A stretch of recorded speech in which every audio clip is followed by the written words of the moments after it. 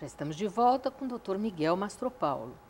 Então, Miguel, a coluna é muito sensível, né? Qualquer mexida, qualquer coisa, ela dá o aviso e através da dor. Então, justamente, na verdade ela não é muito sensível, ela é muito resistente. A principal função da coluna é proteger o sistema nervoso, que é um tubo que tem todo o tecido nervoso dentro. O problema que seria isso aqui.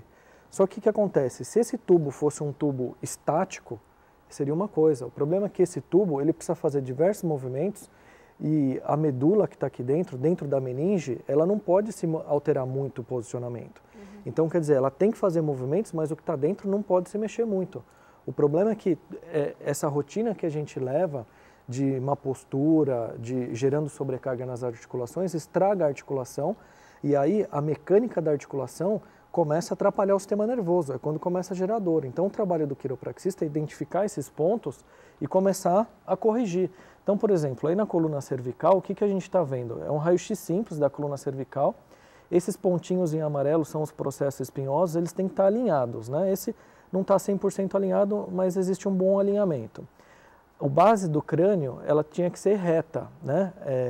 Entre os dois lados ali, na figura no raio horizontal. Bem tortinha, né? Essa a gente percebe que ela é bem tortinha. Por exemplo, o que está em vermelho ali, ele deveria estar, como vai aparecer agora na próxima, em azul. É um desvio lateral. As pessoas percebem muito isso quando tiram fotos. Não, isso é um desvio lateral. Uma escoliose seria até um pouquinho maior que isso.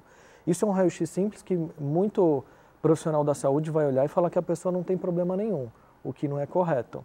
Então, o que acontece? Esse desvio vai gerando pontos de sobrecarga e esses pontos de sobrecarga começam a degenerar. Nossa, olha ali o pescoço todo torto, né? Então, a pessoa que tira uma foto e percebe que ela tem um desvio lateral, às vezes ela sente um desconforto, mas ela não sabe o que está acontecendo, não entende por que está acontecendo isso.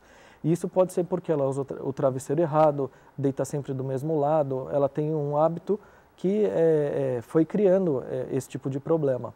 Tá? Então, na próxima imagem que a gente vai ver, agora é em perfil. Isso é uma coluna cervical boa, tá? Tem que ter essa curvatura.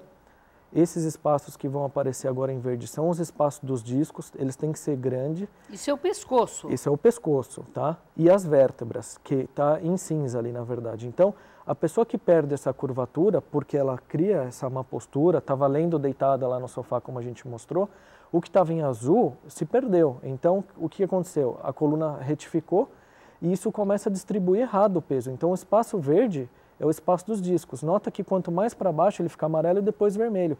Ele diminuiu. Então, com certeza, esse é um disco que tem uma degeneração, uma hérnia. Entendeu? Por quê? Porque a coluna saiu da posição adequada. Pode passar. Então, ó, nesse caso, a curvatura dela, que deveria ser do jeito que está em azul, ela está até um pouco invertida. E o que eu quero que as pessoas reparem é que o ponto justamente onde a curvatura está invertida, o espaço do disco é menor. A gente vai reparar ali, ó, tá vendo? Vamos reparar nos pontos superiores, eles vão começar em verde, aí ali ele vai ficar bem vermelho, tá vendo como o espaço do disco diminuiu? Sim. Então, o que é o bico de papagaio? Como esse ponto é um ponto de sobrecarga, o corpo ele vai tentar estabilizar.